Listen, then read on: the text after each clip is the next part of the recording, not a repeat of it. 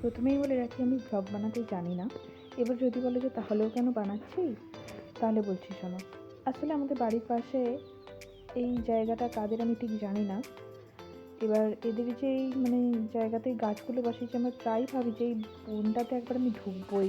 এই ওদের যে জায়গাটা আছে, এখানে অনেক সুন্দর সুন্দর গাছ বসিয়েছে, ফলের গাছ, কলা গাছ বসিয়েছে, কিছু সবজি গাছ বসিয়েছে। বাট আমি কোনোদিনও ঢুকতে পারিনি, কারণ বেশিরভাগ সময়ই লোকজন থাকে। এবার এই বিকালবেলা আজকে ঘুরতে ঘুরতে একটু টাইম পেয়েছি, তো দেখলাম কেউ নেই তখন, তাই এই জায়গাটাতে আমি ঢুকে পড়েছি। এখন তোমরা দেখতেই পাচ্ছ, গাছগুলো তোমাকে দেখালাম। এবার দেখো, এখানে একটা টগর গাছ আছে, প্রচুর সুন্দর ফুল হয়েছে, প্রচুর। গাছটা সকালবেলায় পুরো সাদা হয়ে থাকে। এখন যেহেতু বিকালবেলা অনেক ফুলই নেই, তবে তার মধ্যে থেকে আমি একটা তুলে নিলাম। ফুল দেখলেই ছিঁড়তে ইচ্ছা করে আমার, কি বলবো আর, একদম বাজে অভ্যাস যাকে বলে। ওই দেখো ঢ্যাঁড়স হয়েছে কত সুন্দর, আরও হয়েছে। এখানে অনেক গাছই আছে, ভেতরটাতে ঢুকতে পারছি না, বন জঙ্গল হয়ে গেছে ভেতরটা।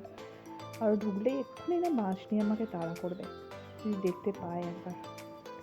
দেখো এখানে পরপর কলা গাছগুলো রয়েছে, কলাও হয়েছে। ওই দিকের কান্দিটাতে বেশি, এই দিকটাতে কম।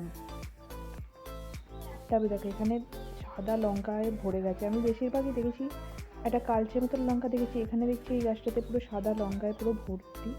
অনেক হয়েছে, তবে তুলতে পারলাম না, ইচ্ছা থাকলেও তুলতে পারলাম না। এখানে দেখো ফুলের গাছ, এই একটা টগর গাছ, ওইটার থেকে একটু ছোট সাইজ, কিন্তু খুব সুন্দর, অনেকটাই ঘন ঘন দেখছি হয়েছে।